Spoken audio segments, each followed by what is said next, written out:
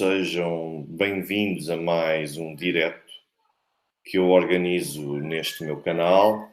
Aproveito e peço a todos aqueles que forem entrando e que eu desde já saúdo para deixarem o vosso gosto, deixarem o vosso like, é muito importante para ajudar a difundir e para ajudar a promover não só o direto, como também a promover o próprio canal e aqueles que depois acabarem por ver o vídeo numa fase posterior, que também deixem o vosso gosto. É uma forma de reforçar a confiança neste mesmo canal e também nos vídeos e nos conteúdos que vão sendo apresentados. Ora bem, um dos assuntos do dia, e eu saúdo desde já todos aqueles que forem entrando e aproveito também e começo por agradecer ao Sr. Credolino da Alma pelo contributo que fez, o contributo financeiro antecipadamente. Portanto, eu agradeço para já o contributo que fez, a confiança que também é depositada, o reconhecimento que faz neste meu trabalho, que eu também acabo por apresentar a todos, e agradeço a todos os outros que também têm feito as contribuições, quer através do Revolut, quer do MBWay, quer também do PayPal e até mesmo pelo YouTube.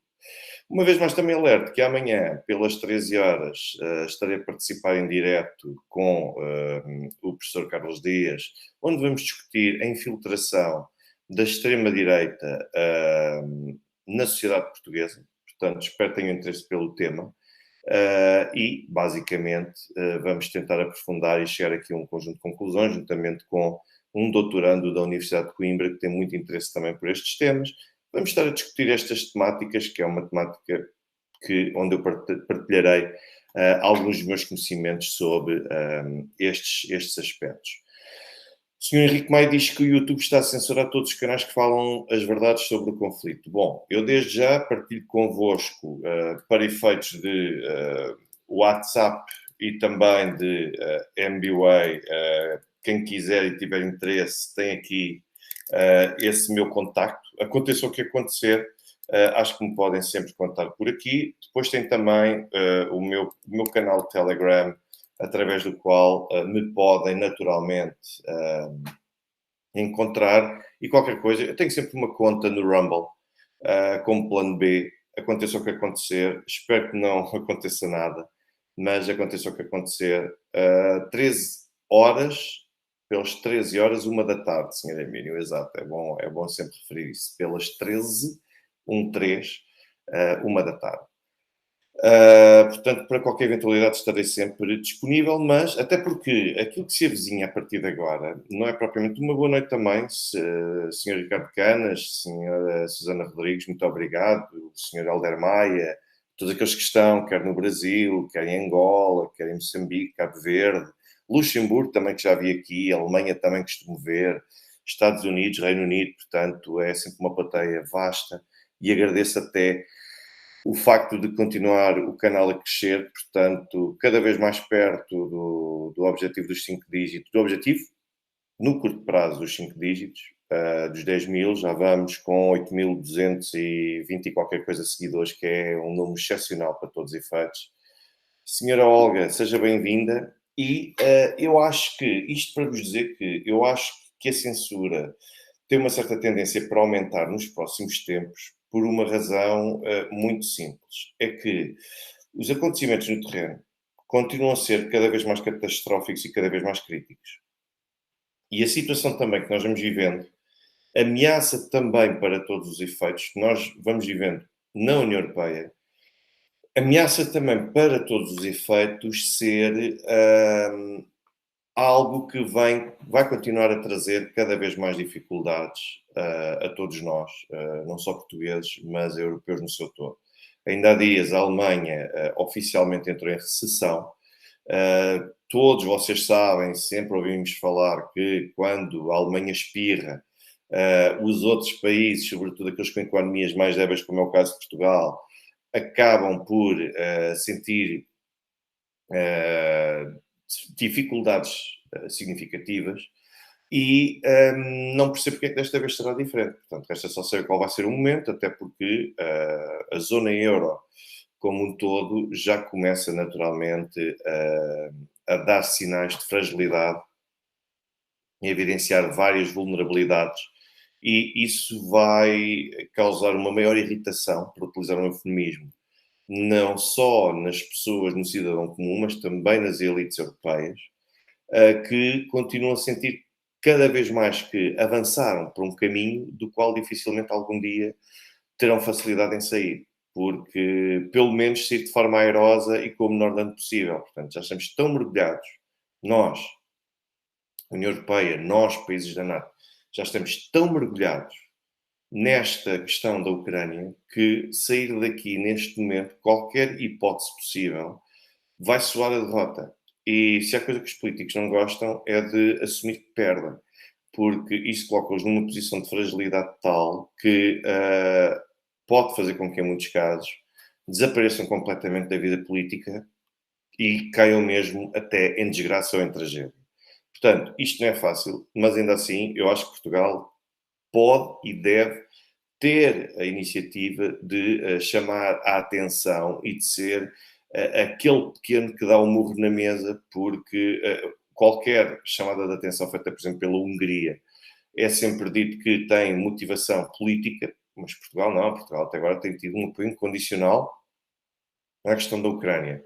Portugal pode assumir aqui uma importância estratégica, até mesmo no quadro da União Europeia, e sentir o seu valor e a sua importância, o seu poder, assumirem outros contornos, se de facto tiver capacidade e coragem para dar esse murro na mesa. Portugal ainda vai a tempo. Outro tipo de países duvido que algum dia possam ir a tempo. Países como a Polónia, por exemplo, bem como um conjunto de países. A França tem sabido, de certa forma, gerir, porque uma não quer dar outra na ferradura, mas é sempre diferente. Agora, Portugal pode dar um murro na mesa e dizer acabou. Nós não podemos continuar a alimentar esta questão ucraniana e devemos incentivar a paz, mas uma paz que não seja como única possibilidade a rendição da Rússia por capitulação e rendição incondicional. Portanto, isso não é hipótese. E não é hipótese porque nós olhamos para o terreno. Nós vemos as coisas que têm acontecido nos últimos dias. Eu ainda hoje ouvi e tive a hipótese de acompanhar o discurso do presidente Vladimir Putin. E quando eu vejo as palavras do homem, o tipo de palavras que são escolhidas, o tipo de mensagem que vem cá para fora, percebemos claramente quem é que tem o controle da situação. Não estou a dizer que de hoje para amanhã a coisa não se possa inverter, estou a dizer que neste momento, quem é que tem o controle da situação?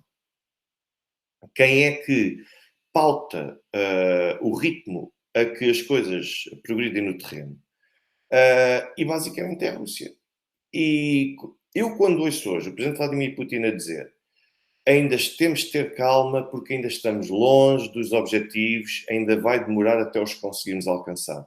Quando nós temos o próprio presidente Vladimir Putin, que está a sofrer uma tremenda pressão por parte de, não só também do poder político e da oposição interna na Rússia, como com o facto de não estar a ter, lá está, a nota artística, se calhar não está a ser propriamente a melhor. Isto é um pouco gíria de futebol, ou seja, a nota artística, a qualidade exibicional propriamente dita, nós não estamos a ver jornais que abrem todos os dias, a Rússia conseguiu destruir milhares e milhares, não sei quantos soldados, a Rússia conseguiu tomar controle daquela cidade, ou seja, isto do ponto de vista eleitoral, na perspectiva eleitoralista, na perspectiva até de dar alguma visibilidade e dar alguma moral e levar à rendição total, de rendição no sentido de as pessoas ficarem completamente hipnotizadas, ficarem completamente rendidas, no sentido de encantadas, ao poderio dos militares russos, até lá chegar, portanto, se calhar um político ocidental tentaria fazer por isso que é, temos de apresentar resultados, temos de alterar a estatística, temos de fazer qualquer coisa que apareça nos jornais. E depois nós vemos um presidente como Vladimir Putin que está a borrifar-se completamente para isso. É indiferente se nós temos algum tipo de sucesso que vai abrir os jornais todos com as gordas e a reconhecerem como nós somos tremendos e como temos sido avassaladores, um rolo compressor, portanto, Vladimir Putin está completamente a borrifar-se para isso. O que lhe interessa verdadeiramente é manter-se fiel ao plano. E tem 4 objetivos que desde o início foram traçados e que são estes que ele está a prosseguir. Se vai demorar 5 meses com maior ou menor brilho, ou se vai demorar 5 anos também com maior ou menor brilho, o presidente Vladimir Putin passa completamente ao lado. Quem costuma acompanhar o presidente Putin no sentido de perceber, estudar verdadeiramente as suas comunicações ao exterior, estudar também o tipo de declarações que tem, a forma como se relaciona com outros elementos que lhe são próximos e a forma como depois tudo isto se manifesta e se expressa no terreno e se reflete no terreno, nós percebemos claramente quando Putin diz temos de ter calma, ainda vai demorar até conseguirmos alcançar os nossos objetivos, que Putin está totalmente resistente naquela. Quanto a qualquer. É completamente imune a qualquer tipo de pressão que possa sentir de qualquer lado no sentido de apresentar resultados rápidos. Está completamente imune. Ele próprio está assumido. Pode demorar o tempo que quiser. Mas nós temos um conjunto de objetivos e temos um plano e vamos segui-los. Quer dizer, eu acho que isto, do ponto de vista anímico, para quem está no Ocidente, eu acho que isto funciona como, não como uma bufetada de luva branca, mas funciona como umas quantas bufetadas na cara sem luva. É mesmo, é o Presidente Putin a dizer claramente, vocês podem fazer o que quiserem, podem continuar a vir com sanções, podem vir com aqueles discursos inflamados, vocês podem continuar a gritar, vocês podem ameaçar, vocês podem dizer que nos vão pôr de joelhos. Não queremos saber. É isto que Putin está a dizer. Vamos continuar com o planeado. Ou seja, o homem é completamente imune. E não é só por ser um homem do KGB. E, aliás, como se diz, ok, que a força KGB já foi dissolvida há mais de 30 anos, mas, já dizia Vladimir Putin, não existe tal coisa como um ex-KGB. Ou seja, uma vez KGB a vida inteira. É basicamente isso que ele está a tentar dizer. Quer dizer, quando eu olho para o presidente Putin, e eu vejo claro que há aqui uma parte dele de ex-espião bem-sucedido, sem sombra de dúvida, ex-agente de informações, sem sombra de dúvida, portanto, a manter aquela. Deve ser das piores pessoas para jogar póquer ou para tentar negociar o que é que seja, porque ele vai olhar para nós do princípio ao fim, o olhar exatamente o mesmo, que esteja à beira da derrota total, que esteja à beira também de poder vencer. E nós não conseguimos interpretar o que ele vai, mas as palavras, é a sensação de descanso, ele a querer sossegar os russos, sobretudo os russos, porque Putin fala muito mais até para os russos do que propriamente para o exterior, para países que não são a Rússia. O Putin está a dizer é, mentalizem-se, que são aqueles que fazem mais pressão sobre ele. E podia dizer, vamos acabar com isto rapidamente, vamos fazer o possível para chegar ao fim, sim, queremos fazer um acordo de paz, estamos abertos, estamos flexíveis. Não, nós temos este plano e vai demorar algum tempo até nós conseguirmos cumprir os nossos objetivos. Quer dizer, eu acho que isto é claramente um sinal de quem está por cima, de quem está confiante, de quem não tem pressa nenhuma e de quem se pode dar ao luxo de continuar a gerir todos os acontecimentos, porque ele sabe que está ao centro e que tudo o resto, todos os restantes estadistas, todos aqueles que ameaçam a Rússia com sanções, todos aqueles que aplicam sanções, aqueles discursos mais inflamados de políticos da União Europeia e também, ao mesmo tempo, de cada Estado a nível interno, de todos os aliados ocidentais, as ameaças de todos os lados. Putin sabe que tudo isso gravita e gira à volta dele. Ou seja, é ele que decide e que, lá está, que estabelece os ritmos e a forma como os acontecimentos, quando é que cada acontecimento vai passar para a fase seguinte ou não. E qualquer tentativa de alguém poder arrogar-se e tentar avocar esse tipo de poder, Putin acaba por responder imediatamente subindo a parada. Também já mostrou que não tem qualquer tipo de problema quanto a isso. Ou seja, está mais do que disponível para vamos subir a parada ao suficiente até que as pessoas percebem quem manda. É um pouco assim que Putin está a gerir isto. E custa muito, honestamente. Continuamos a ver que não há forma de sair disto airosamente. Não há nenhuma forma, exceto se for através de eleições, mudar para poderes políticos internos e mesmo para o ano, para o Parlamento, quanto às eleições para o Parlamento Europeu, eleger também futuros eurodeputados que possam ter algum tipo de intervenção neste papel, não é no sentido de assinar rendições incondicionais da União Europeia ou algo do género. Não é nada disso. É no sentido de conseguir chamar à razão que está na hora, mais do que na hora, de negociar com a Rússia. Aliás, desde 2013 que era preciso negociar com a Rússia. Portanto, nós já levamos 10 anos de atraso e por isso é que estamos a viver esta situação. E eu acredito que a situação possa piorar ainda mais, porque Putin disse isto E depois não só. Putin hoje anunciou também, as autoridades russas comunicaram hoje que, ao longo dos últimos dias, Putin assumiu que está em curso uma contraofensiva, porque as dinâmicas no terreno permitem perceber que a abordagem das Forças Armadas ucranianas é manifestamente diferente daquela que era ao longo dos últimos meses. E depois, nós quando vemos que essa atividade intensificou-se de tal forma ao ponto de que Putin venha dizer nós, de facto, reconhecemos que estamos a enfrentar uma contraofensiva. Ao mesmo tempo, as autoridades russas vieram anunciar os números que têm registados. Então, segundo as estimativas dos russos, nos últimos 3 a 4 dias terão morrido pelo menos 4.000 militares ucranianos, o que dá uma média, mais ou menos, que vai ao encontro daquilo que eu vos disse ainda na passada terça-feira, no sentido de estarem a morrer perto, números, estarem a haver baixas perto dos 4 dígitos, ou seja, perto dos 1.000. Isto é um número simplesmente avassalador e que supera, e de que maneira, todas aquelas. O Sr. Miguel Gomes disse aqui que acho que devia candidatar-se às eleições europeias, tem o meu voto. Bom, volto a dizer, com o projeto certo, com as pessoas certas e também com um conjunto de ideais e no momento certo, eu naturalmente não digo que não, e aproveito e vou aqui agradecer também ao senhor ou à senhora R pelo facto de terem feito esta contribuição. Agradeço do fundo do coração o reconhecimento pelo trabalho e também a confiança que é depositada, e agradeço naturalmente o contributo que é extremamente importante. Mas, para todos os efeitos exatos, se puderem, vou reforçar aqui o pedido do Sr. Eliel Freitas Júnior, que no sentido de que não deixem de clicar no like, no gosto, deixem, sempre isso que ajuda, com certeza, a promover e a difundir ainda mais este direto e este canal. Mas, quando nós olhamos para estes números, quer dizer, os ucranianos registrarem ao longo dos últimos dias mais ou menos uma média de 1.000 baixas por dia, isto são números como nós já não ouvíamos, eu diria, se calhar, desde aqueles tempos de Severodonetsk e até mesmo de Mariupol, em que, de facto, são números avassaladores. Nós estamos a falar de 1.000, em torno de 1.000 pessoas que todos os dias morrem porque são lançadas para o suicídio. É lançarem os ucranianos como autênticos kamikazes. E depois a informação também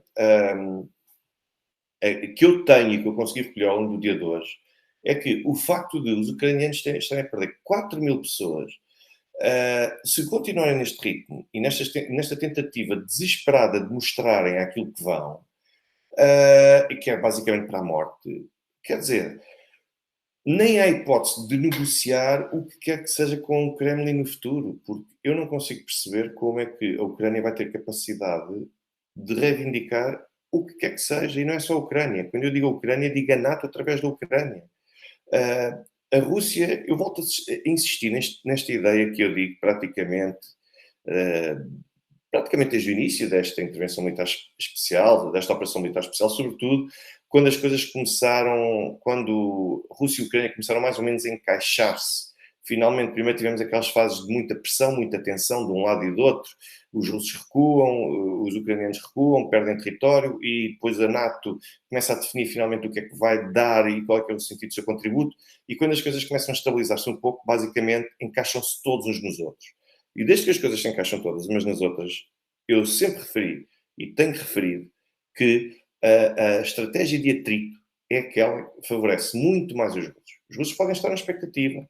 Os russos não se importam de esperar, de desgastar, porque ao mesmo tempo que estão a desmilitarizar a Ucrânia, continuam, a olhos vistos, a desmilitarizar a própria NATO. E é isso que aqui também já se começa a ter consciência, já há algum tempo. Mas mesmo assim insiste-se no caminho errado, que é vamos insistir, vamos pressionar e vamos continuar outra vez a seguir pela mesma via, que é a de ficarmos completamente desmembrados. Portanto, é isso que está a acontecer. Mas, com base nas informações que eu consegui recolher, por causa desta contraofensiva, a verdade é que os ucranianos já perceberam rapidamente, o que também é algo que me intriga, eles já tinham tido uma primeira experiência em Bakhmut, Artyomovsk, onde tentaram desencadear a contraofensiva. Como vocês sabem, eu digo desde o início que era muito possível que aquela última incursão a Bakhmut, Artyomovsk, que fosse uma contraofensiva que eles nunca iriam querer assumir. Aliás, até hoje a Ucrânia não assume de forma categórica que está a conduzir uma contraofensiva, porque, sabendo que vai ser mal sucedida, isto em termos políticos, uma vez mais, a imagem do presidente Zelensky e da Ucrânia, do poder político da Ucrânia no seu todo, são completamente vexados, ainda mais do que aquilo que já são atualmente. Mas houve uma tentativa de abordagem que os ucranianos na altura ensaiaram, como se recordem, em Artyomovsk, que foi a de tentar atacar e de isolar os russos pelos flancos. A coisa correu de tal forma mal que, a páginas tantas, os ucranianos estavam, isso sim, eles próprios a criar uma espécie de bolha para se protegerem eles próprios, e quando eram por si, já estavam eles próprios a ser rodeados por causa da abordagem que escolheram. Já estavam eles a sair cercados, o que é uma coisa também impensável, que é como é que é possível que quem ataca e que queira cercar, por um erro próprio da forma como se posiciona no terreno e como se organiza, acaba por ser o próprio a isolar-se e a ficar cercado pelo inimigo. Portanto, isto são coisas que nós vamos ter aqui muitos case studies no futuro para conseguir perceber, quer do ponto de vista militar, quer do ponto de vista jurídico, quer do ponto de vista político, das relações internacionais, da ciência política, tudo. Porque esta abordagem foi sui generis. E ensaiaram essa abordagem. Mas os ucranianos acabaram por perceber agora, porque tentaram desencadear o mesmo tipo de abordagem, agora nesta contraofensiva em Zaporozhye e Kherson, que junta toda esta linha praticamente da frente, em que os ucranianos, basicamente, eles acabaram por perceber em dias, numa questão de dias, reparem como é que as coisas estão verdadeiramente organizadas e a responsabilidade e a noção com que elas são organizadas, que ao fim de 2, 3 dias mudam completamente a abordagem. E, basicamente, eles mudaram desde logo a abordagem no sentido de, ponto número 1, primeiro, preferirem avançar em frentes aleatórias. Ou seja, o objetivo, como eu vos referi outra vez, aqui no anteontem, era basicamente, existem elementos destacados para Kherson, para Zaporozhye, para o Donbass, tanto para Donetsk como para Lugansk. Portanto, existem aqui vários sítios que podem ser espicaçados. Até tivemos aquela brigada que foi enviada para Belgrado e, como vocês bem sabem, não temos ouvido rigorosamente nada, e não é por causa daquilo que o Major-General Agostinho Costa disse, no sentido de esta questão da barragem ajudou a que os ataques em Belgrado cessassem. Não. É porque a abordagem da Ucrânia, e volto a dizer, com todo o respeito pelo Major-General Agostinho Costa, por quem tenho uma elevada estima, não o conheço pessoalmente, nunca o conheci pessoalmente, mas tenho uma tremenda estima pelo Major-General Agostinho Costa, porque ainda vai sendo um raro exemplo de manter a coluna vertebral ali bastante direita, e acho que temos de dar mais valor às opiniões, mesmo quando não concordamos com elas, mas que são genuínas e honestas. Bom, eu já explorei isto outra vez. Mas isto para vos dizer que, basicamente, a questão, mesmo com Belgrado, qual é que era aqui o objetivo? Era espicaçar algum dos pontos da frente para obrigar os russos a concentrar esforços num determinado ponto da frente, enquanto os outros tentavam explorar as vulnerabilidades eventualmente abertas e que resultassem dessa transferência, dessa alteração da tensão para um ponto completamente distinto. Isso não funcionou. E, para todos os efeitos, como não está a funcionar, não está a funcionar por várias razões. Desde logo porque os russos são muitos, os russos são altamente profissionais, os russos estão bem liderados. E depois, a frente de contacto, a linha de contacto, a frente de combate, é de tal forma ampla. Nós estamos a falar de distâncias onde a realidade portuguesa claramente não consegue ter lugar. Estamos a falar de uma proporção muito maior neste contexto ucraniano e da Rússia do que propriamente nós podemos imaginar em Portugal. Mas, para se ter uma ideia, de Chaves a Faro, salvo erro, são quase 800 quilómetros. E nós estamos a falar de uma frente, e estamos a falar já de 800 quilómetros, que já é uma distância significativa. Nós, quando falamos de toda a linha da frente, neste conflito entre a Rússia e a Ucrânia, nós estamos a falar de uma distância, se não for 2 a 3 vezes mais. Esta de Portugal que eu vos dei é muito mais. Portanto, nós estamos... E é muito difícil conseguir articular todos estes meios e todos estes esforços e assegurar que o plano dá certo, quando existe uma frente de combate tão ampla como esta que nós temos neste momento. E sendo que os ucranianos não têm meios suficientes, nem humanos, nem sequer logísticos. E então, o que é que eles fizeram? Decidiram então, perante esta abordagem, de espicaçar vários pequenos pontos, decidiram repetir o sistema de abordagem de Artyomovsk, ou seja, de tentar lançar a ofensiva pelos flancos.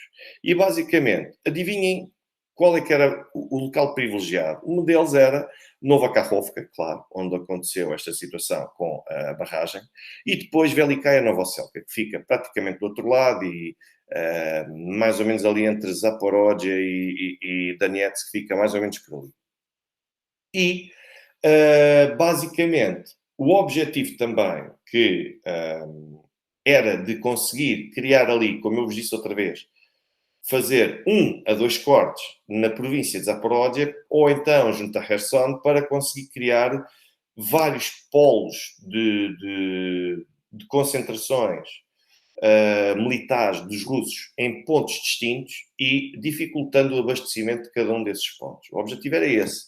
Mas a verdade é que isso também se viu frustrado exatamente por causa da amplitude desta linha da frente. Portanto, tornou-se inexecuível conseguir correr este tipo de abordagem. Então, os ucranianos começaram, desde ontem, mas hoje, desde manhã muito cedo, portanto, o próprio presidente Putin, salvo erro, falava, ou era o ministro Shoigu, que falavam desde as 5 da manhã do dia de hoje, que passaram a atacar por todas as outras posições que não fossem os flancos. E começaram a fazer esses ataques, a conduzir esses ataques de forma permanente e de forma tão intensa, que de facto nunca paravam. Eu vi os relatos todos dos russos no dia de hoje e eles dizem que de facto foram sujeitos a ataques do inimigo a um ritmo como eles próprios já não tinham memória, daí que o próprio presidente Putin também tenha reconhecido. Tenha sido por isso que oficialmente existe uma evidência de que há um ataque e há uma contraofensiva em curso. Mas esses ataques e essas tentativas de incursão foram tão intensas, eram tão frequentes, eram de forma permanente que funcionavam, que a expectativa e a abordagem dos ucranianos era fazer com que os russos, na necessidade de se defenderem e de reagirem, como era tão intenso o caudal ofensivo dos ucranianos, a intenção e o objetivo era fazer com que os russos ficassem sem munições, gastassem as munições todas e, pela intensidade dos ataques, como estavam a ser permanentemente atacados, não conseguissem ter tempo mínimo que fosse para conseguirem abastecer novamente e conseguirem rearmar-se e reagrupar-se, mantendo outra vez os ucranianos sob pressão. Portanto, e o que é que isto significaria? Que se os russos não conseguissem, de facto, abastecer-se devidamente e conseguir reagir a esta intensidade, então os ucranianos procurariam aproveitar estas brechas para furar as linhas de defesa da Rússia. A verdade é que a informação recolhida pelos russos indica praticamente que os próprios ucranianos já começam a ter, perante aquilo que tem sido uma autêntica chacina ao longo dos últimos dias, os ucranianos percebem que, do ponto de vista humano, esta abordagem de facto não é execuível. Porque, para todos os efeitos, implica um risco muito grande que resulta da exposição e até mesmo da tentativa relativamente ousada por parte dos militares ucranianos de ganhar terreno a todo custo e de provocar reações dos russos. Se os russos estão bem organizados, se os russos têm meios suficientes logísticos e humanos para conseguir reagir, isto é a mesma coisa que termos vários centenas, milhares de soldados ucranianos a tentarem furar sozinhos as linhas de defesa e a serem todos completamente dizimados. É isto que está a acontecer. E a verdade é que, depois também, por outro lado, os ucranianos também, eu não sei, vocês provavelmente nestes últimos dias, eu pergunto-vos, vocês viram alguma notícia que desse conta de que os ucranianos tiveram algum tipo de sucesso nos últimos tempos? Nos últimos dias? Nas últimas semanas? Não. Vocês ouviram falar alguma coisa relacionada com os drones? a utilização de drones por parte da Ucrânia é que os drones são também uma arma de eleição neste momento dos ucranianos, como vocês bem sabem, sobretudo por um conjunto de eventos recentes que atestam isso mesmo e não deixam dúvidas quanto a isso. Mas a verdade é que os ucranianos têm tentado usar drones na linha da frente, nesta contraofensiva, mas a verdade é que ainda não se ouviu falar de consequências provocadas pelo uso de drones em termos práticos. Acredito eu, e tive alguns dados daqui e dali que me permitem chegar a esta conclusão, que a guerra eletrónica, de momento, está a ser vencida pelos russos. E o que é isso da guerra eletrónica? É a forma como os russos conseguem utilizar a interseção de sinal para evitarem que os drones consigam atingir o seu alvo. Ou seja, o sinal é neutralizado, o sinal para todos os efeitos é alterado e isso faz com que os drones não tenham outro destino a não ser o ferro velho, a não ser o lixo, porque não conseguem causar danos. Portanto, essa é uma das razões para nós não termos ouvido até o momento, não escutamos ainda nada relacionado com os drones. E ao mesmo tempo, também, não existe qualquer tipo de notícia sobre locais conquistados pelos ucranianos, porque simplesmente não têm conquistado nada, têm sido copiosamente derrotados.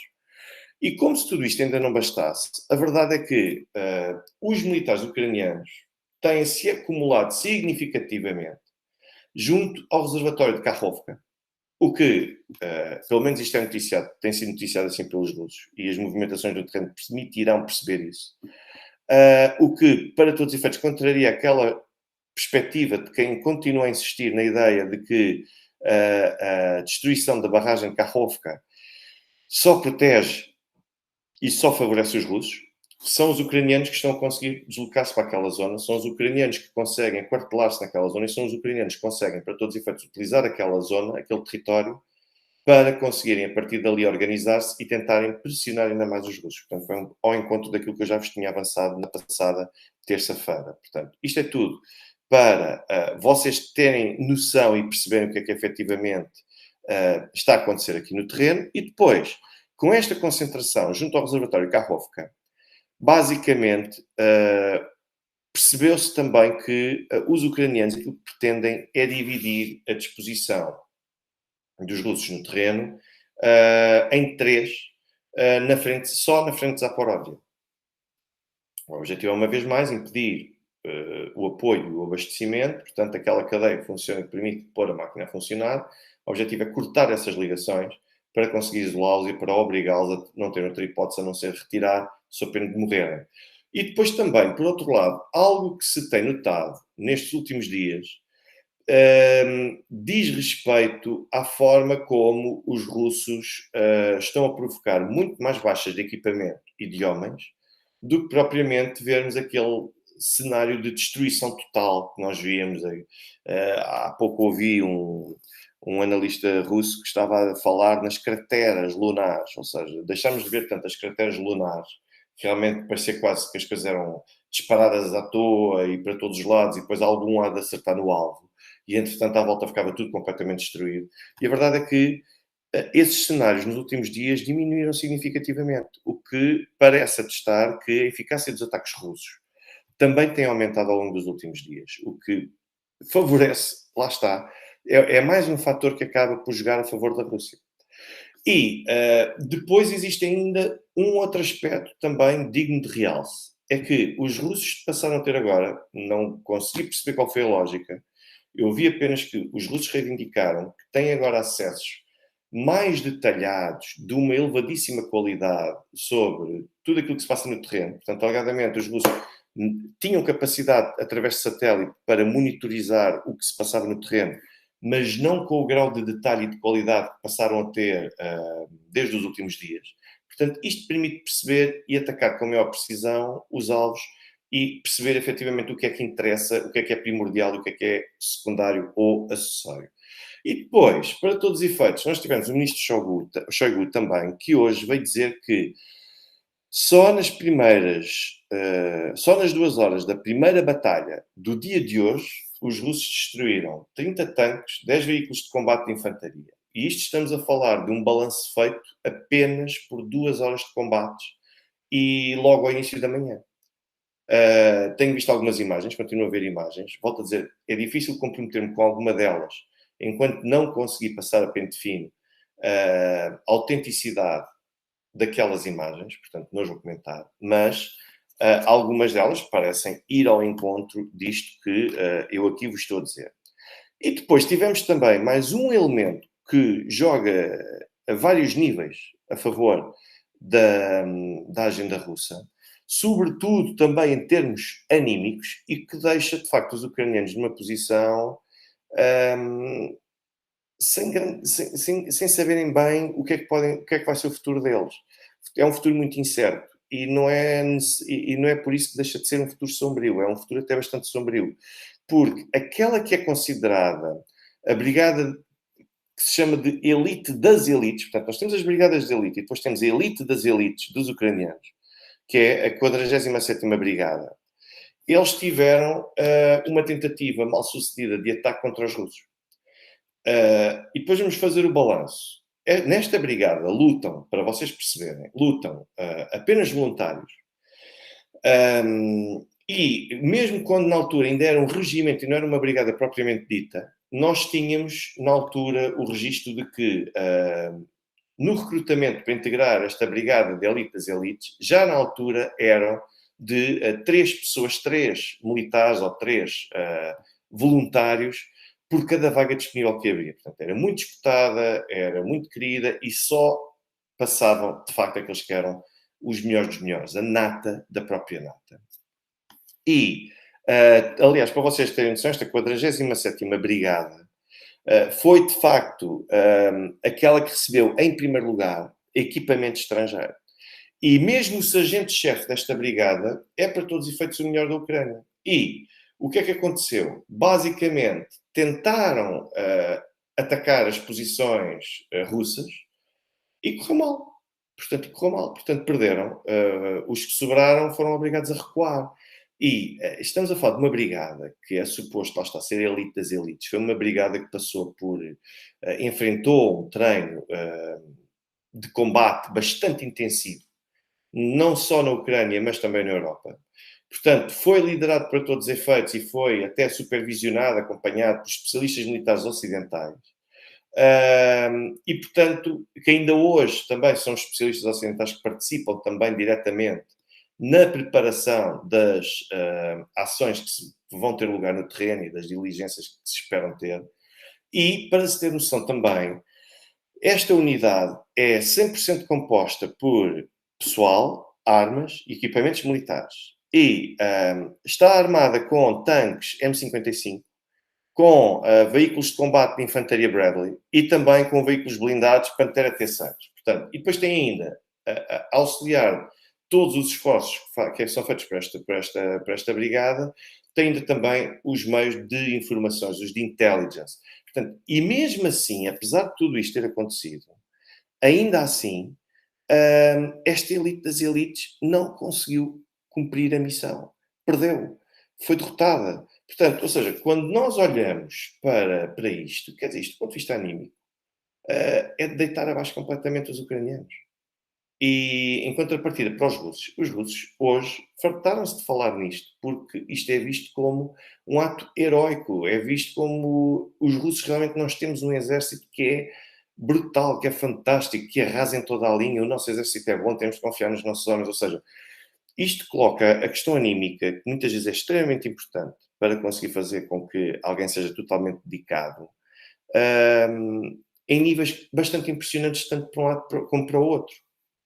E depois, como se isso também não bastasse, nós tivemos ainda o Major-General das Forças Armadas da Ucrânia, que neste momento se encontra aposentado, o Serhiy Krivonov, que veio desde logo dizer que a Ucrânia vai perder. Quer dizer, nós estamos a falar do Major-General das Forças Armadas Ucranianas. E ele diz que a Ucrânia, o cenário mais provável é a Ucrânia perder, e que vai perder. Porque, desde logo, não tem apoio aéreo. Ele foi extremamente crítico e veio dizer que, sem apoio aéreo, deveria ser tudo cancelado, porque não é possível, algo também que eu tenho aqui enfatizado já há muito tempo, sem apoio aéreo é muito difícil vencer o que é que seja. Quando depois falamos de equipamento deficiente, militares inexperientes e tudo mais, é preciso um golpe de tremenda sorte para conseguir ganhar o que é que sejam os russos, que são muito mais bem preparados, optaram por não sacrificar os seus homens, porque sabem muito bem que isso iria constituir uma vulnerabilidade para o futuro das Forças Armadas russas. E depois, ao mesmo tempo, começamos a perceber algumas dinâmicas que existem aqui entre países que integram a NATO e que, muito honestamente, mostram que o Ocidente não está pronto para recuar no que quer que seja. Porque continua a insistir-se na ideia de que os polacos vão mobilizar tropas para território ucraniano. E depois falamos também de várias posições, como Sumi, por exemplo, na Ucrânia e um conjunto de outras localidades, onde o próprio presidente Zelensky já se mostrou totalmente aberto e disponível para acolher militares da NATO. Ou seja, uma missão, ou pelo menos vários combatentes da NATO que estarão ali a título oficial e não quase sob anonimato. Portanto, isto a meu ver, e quando nós começamos a ver que este tipo de temas começam a assumir especial destaque nas reuniões da NATO, nas conferências de imprensa da NATO, nós percebemos que a NATO começa a ficar cada vez mais disponível para, se quiser derrotar a Rússia, começar, para todos os efeitos, a pensar numa forma de provocar ou de desencadear um ataque russo que justifique com que a NATO possa atacar. E quer dizer, quando nós pensamos, por exemplo, no Kosovo, na província de Kosovo estão exatamente elementos da NATO. Está lá os militares da NATO. E que, se alguém os atacar, isto é entendido também como um ataque armado aos países da NATO, então nós percebemos que a mesma estratégia, que o mesmo plano está a ser ensaiado também aqui para a Ucrânia. E, basicamente, portanto, como eu estava a dizer, a NATO começa a pensar em formas de poder provocar um ataque russo que seja de facto desencadeado pelos russos, mas sem serem eles a fazer. Portanto, basicamente é pressionar a Rússia a ser obrigada, a sentir-se obrigada a responder, para depois, sim, a NATO ter uma justificação, uma desculpa para poder entrar em conflito. Portanto, e isto basicamente uma vez mais, um conjunto de situações que me preocupam a mim, não só enquanto cidadão, também enquanto português, porque os portugueses podem, de facto, vir acabar por disputar este tipo de, de situação. Portanto, e isto é preocupante. Portanto, nós devíamos olhar para esta situação e fazer pressão sobre o poder político, voltar a insistir para que, de facto, as coisas se reduzam e que consigamos chegar a um entendimento verdadeiramente com a Rússia. Se alguém, para todos os efeitos, entende que eu, ao dar essa sugestão que sou putinista, que sou pró-russo, que sou pró-comunista, que sou pró o que é que seja, bom, eu sou pró-paz, desde logo.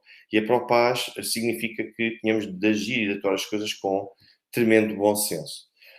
Eu acabo por agradecer também ao Sr. Jaime Baião o contributo que deu para o canal, a forma como acaba por reconhecer, não só através dos contributos financeiros, mas também porque está sempre aqui presente. Portanto, isso é extremamente importante. E depois, lá está, quando nós olhamos para esta situação atualmente no terreno, a situação não é minimamente convidativa para nós podermos ter algum tipo de paz ou perspectiva de paz no curto prazo. E, pelos vistos, a única solução possível vai ser derrotar uma das partes, derrotar a outra por capitulação. Portanto, aqui a senhora Olga Guedes diz: a humanidade está caminhando para a sua destruição. Tenho pena dos soldados, escravos do sistema. Sim, é verdade. Aliás, eu tenho pena dos soldados até porque também tenho a informação de que há vários soldados ucranianos. Há vários soldados ucranianos. Quando eu digo vários, são muitos soldados ucranianos. Um número incalculável de soldados ucranianos que não querem já ir para estas ações ofensivas porque já sabem que a probabilidade de morrer é elevadíssima. E não estamos a falar naquela mera ótica de, bom, mas quem vai para um conflito armado pode sempre morrer. Não, não. É no sentido de saberem que, com este tipo de abordagem ao inimigo que está a ser feita por parte das altas hierarquias militares ucranianas, com pressão política para que alguma coisa possa acontecer diferente, não é de esperar qualquer outra coisa que não seja a morte praticamente certa. Ouçam, a elite das elites caiu. Isto por si só diz muito sobre aquilo que nós estamos a viver. A senhora Iveta Paz diz: também sou pró-paz e já estou fartíssima desta guerra, nem entendo esta megalomania e egoísmo de Zelensky. Bom, Zelensky, é curioso que fale nisso, porque eu já no outro dia tinha dito que Zelensky está neste momento em conflito e aqui a sofrer uma certa disputa interna com Vitaly Klitschko. E qual foi o grande tema que centrou essa disputa e que está agora a ser utilizada politicamente de um contra o outro? É basicamente o facto de os bunkers e os abrigos que estão disponíveis para antimísseis, que estão disponíveis na cidade de Kiev, nós temos uma percentagem significativa de resguardos, portanto, basicamente, que estão de todo impossibilitados de serem utilizados, ou então que têm tão más condições que também se sugere que não sejam efetivamente também conduzidos. Portanto, que não venham a ser usados. E, enquanto Vitaly Klitschko acusa Zelensky porque diz que isto era a obrigação do governo central, que deveria ter condições diferentes para oferecer à população de Kiev, ao mesmo tempo Zelensky diz, não, você que é o presidente da Câmara, portanto você tem de garantir que os seus municípios tenham, de facto, acesso a isto, isto e aquilo. Portanto, isso é um pouco por aí que as coisas estão a ser motivadas. É Zelensky querer ser o herói. Zelensky continua a olhar para a história e sente que tem muito de Churchill. E Zelensky tem tanto de Churchill como eu tenho de um qualquer cozinheiro Michelin. Portanto, não faz sentido. O Sr. Anderson Arruda pergunta, a Rússia conquistará Odessa? Eu digo que é fundamental nesta estratégia da Rússia e para garantir que, de facto, se cria uma zona de segurança, uma zona de tampão, Odessa vai ser, de facto, é também um dos alvos. Vamos esperar até quando, para todos os efeitos. Depois perguntou também o Sr. Alexandre Mendes, quantos minutos nós estamos da meia-noite? Bom, eu acho que já são só alguns segundos dentro daquele célebre relógio. Eu diria que são só alguns segundos. Mas não vai ser possível, porque aquilo que eu também continuo a achar que vai ser muito difícil e improvável de podermos chegar a qualquer tipo de acordo de paz que seja desejado pelas duas partes. É que, quando eu vejo, por exemplo, hoje vi uma notícia de um rapaz de 23 anos que foi comido por um tubarão no Egito. Enquanto passava férias com o seu pai, com a sua namorada no Egito, foi comido. E quando eu vejo pessoas que se regozijam, que vão para as redes sociais a regozijar-se por ver um cidadão russo a ser consumido por um tubarão, quer dizer, isto leva-me a questionar ainda mais as coisas que nós estamos a viver na atualidade, porque não é possível nós podermos celebrar a morte de quem quer que seja, sobretudo de pessoas que são inocentes, porque podem dizer, bom, mas foram soldados que estavam a atacar uma posição.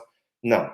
Era apenas um cidadão comum, que se for preciso até se opõe à Operação Militar Especial. Sr. Fernando Jorge Pinto, um abraço para si e uma boa noite. E as pessoas celebram a morte e a forma trágica e eu nem quero imaginar absolutamente dolorosa que aquela pessoa enfrentou apenas por ter nacionalidade russa. Por mais inocente que seja, por mais civil que seja, por mais que se calhar até possa fazer o seu ativismo, o seu sentido de voto no seu país, mas como é russo, as pessoas cada vez estão mais perto de se aproximar daquilo que são os apoiantes do Estado Islâmico do que propriamente os apoiantes de um Estado soberano. Não é possível ter pessoas que celebram a morte de um cidadão inocente às mãos de um tubarão e com regozijo pelo simples facto de ser russo. Isto é ódio. Isto é o mesmo tipo de apoiantes do Estado Islâmico, ponto final. E isto só reforça ainda mais aquela visão que eu já tenho insistido e que eu tenho partilhado convosco, no sentido de que a Ucrânia é cada vez mais uma espécie, é o novo Estado Islâmico. O grau de extremismo, o grau de ódio, a forma como as pessoas se sentem felizes por saber que agora os civis de Moscou vão saber como é que é aquilo que os ucranianos têm sofrido, quer dizer, pessoas inocentes. Eu conheço inúmeros russos aqui em Portugal que assumiram sempre, nunca votaram Putin, não têm a pretensão de votar Putin. Alguns outros também até participaram em trabalhos de grupos de oposição. Alguns até eram próximos e apoiantes de Alexei Navalny. E quer dizer, e depois, só pelo facto de serem russos, se lhes acontecer alguma coisa, as pessoas ficam, regozijam-se com aquilo que lhes acontece.